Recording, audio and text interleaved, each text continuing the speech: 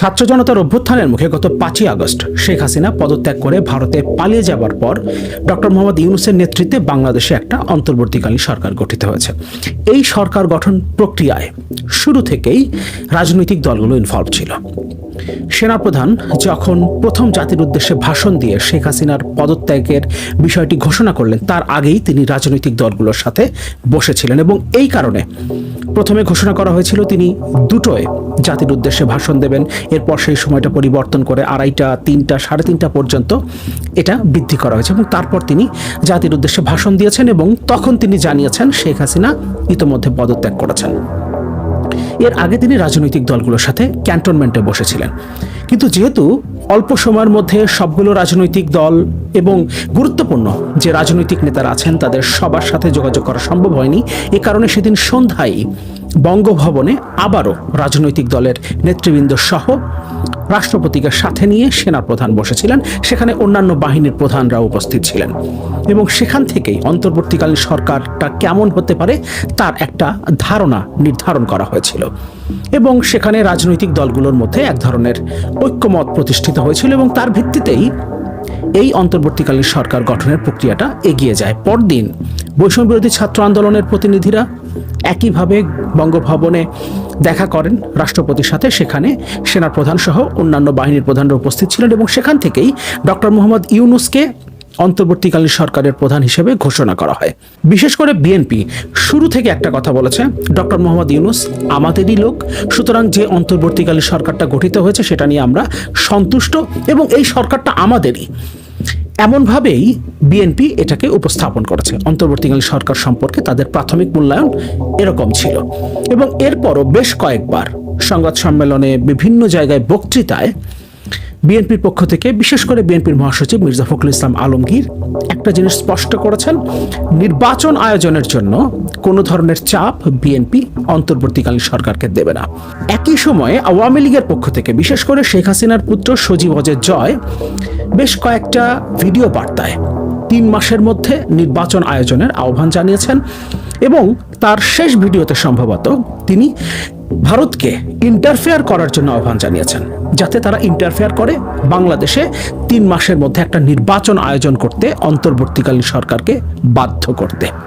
কিন্তু বিএনপি তার ঠিক অপোজিট অবস্থানে ছিল এবং তারা বেশ কয়েকবার কথা রিপিট করেছে, যতদিন সময় লাগবে, যে সংস্কারগুলো প্রয়োজন নির্বাচন আয়োজনের আগে, সেই সময়টা তারা অন্তর্বর্তীকালীন সরকারকে দেবে। তবে এর মধ্যে সালাউদ্দিন আহমেদ, যিনি অনেকদিন ভারতে ছিলেন, তিনি ফিরে এসেছেন দেশে, বিএনপির স্থায়ী কমিটির সদস্য, তিনি বলেছিলেন 3 মাসের মধ্যে নির্বাচন হবার কথা, কিন্তু যেহেতু বিশেষ পরিস্থিতি, এই পরিস্থিতিতে আমরা হয়তো এটা ডাবল করতে পারি, আমরা 6 মাসের মধ্যে একটা নির্বাচন চাই।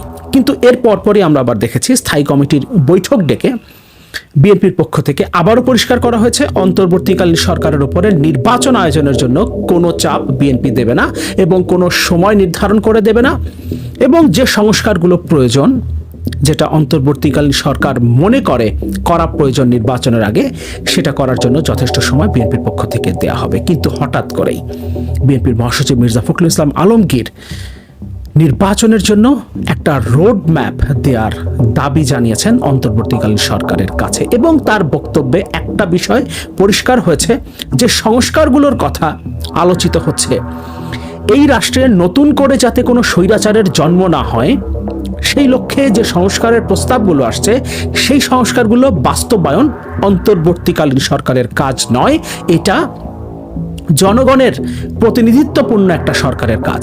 এই কথাটা মির্জা ফখরুল ইসলাম আলমগীর স্মরণ করিয়ে দিয়েছেন অন্তর্বর্তীকালীন সরকারকে। তার মানে এতদিন ধরে সরকার গঠনের পর থেকে, কিংবা আমরা যদি ধরি 5ই আগস্টের পর থেকে, এই কয়দিনে বিএনপি যেটা বলে এসেছে, প্রয়োজনীয় সংস্কারের জন্য তারা যথেষ্ট সময় অন্তর্বর্তী সরকারকে দিতে চায়, সেই অবস্থান থেকে সম্ভবত বিএনপি সরে আসছে।